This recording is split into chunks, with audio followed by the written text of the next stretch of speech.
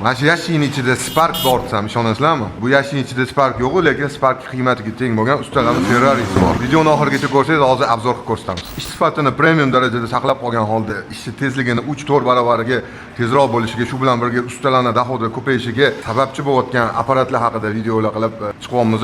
Shu qilayotgan harakatlarimizning samarasi mana bugun yana bitta maxluq o'zini egasiga olib keldi. Master UZB Instagram profilini yurg'izuvchisi Sherzod xarid qildilar. Sherzod Morola bo'lib ketsa, rahmat. Endi bu Ferrari'ni ochib bir driftini ko'ramiz endi.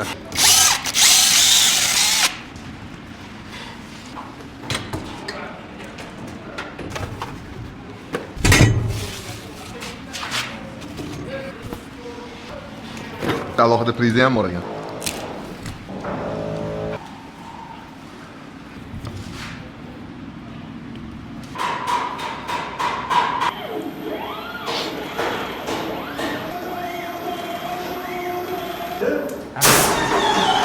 Urishini qarang uni.